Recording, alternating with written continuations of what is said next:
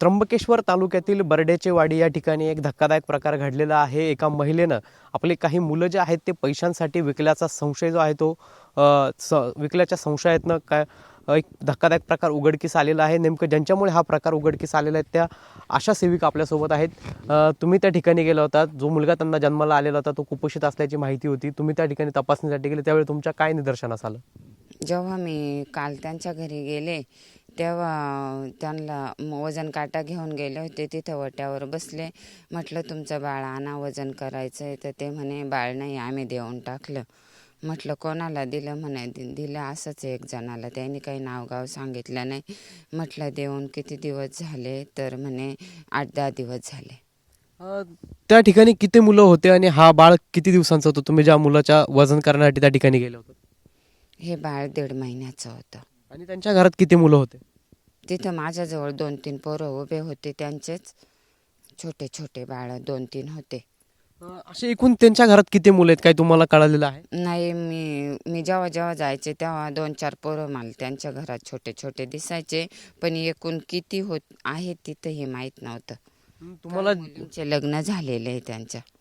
ज्यावेळेस तुम्हाला हा सगळा प्रकार त्यांनी सांगितला त्यानंतर तुम्ही हा वरिष्ठांना कळवलाय का? हो, मी त्यांचं झापावर राहतात ना ते, तिथून इथपर्यंत येईपर्यंत सुद्धा मला दम नव्हता। मी रस्त्यानेच आमच्या वरिष्ठांना फोन करत चालले होते का मी तिथं विजिटला गेले होते वजन घ्यायला, तर त्यांच्याकडे बाळ नाही आहे म्हणून त्यांनी सांगितलं। त्या आईनंच सांगितलं का मी देऊन टाकलं, दुसऱ्याला दिलं म्हणे। आणि आणखी काही तुम्हाला त्यात धक्कादायक वाटलं त्या ठिकाणी? हो, खूप। म्हणजे मी नेहमी जायचे त्यांच्या घरी वजन घ्यायला, त्या माझ्याकडे बाळ आणून द्यायच्या। पण त्या दिवशी ती बाई रिकामीच बसली होती, त्यांच्याजवळ बाळ नव्हतं म्हणून मी त्यांचा दोघांचा फोटो पण काढून घेतला माझ्यासहित। आणि त्यांचे काही मुलं त्यांनी विकले आहेत का, असं तुम्हाला काही माहिती वगैरे मिळाली? ऐकून आहे। साधारणतः किती मुलं विकले वगैरे का? 2-3 बाळं विकून आहे असं ऐकून आहे, पण बघितलेलं नव्हतं विकताना। विकलेले आहेत फक्त ऐकून आहे, पण हे खरोखर नाही आहे, कारण ह्या बाळाचा मी पाठपुरावा करत होते।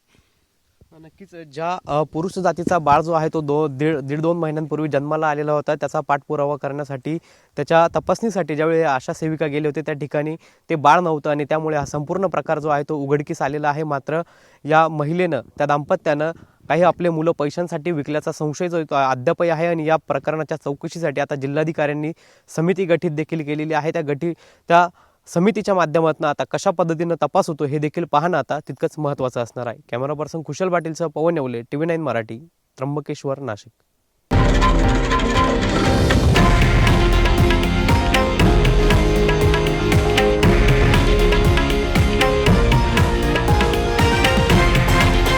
हे आहे देशातील नंबर 1 न्यूज नेटवर्क आणि आपण पाहत आहात TV9 मराठी, एकमेव।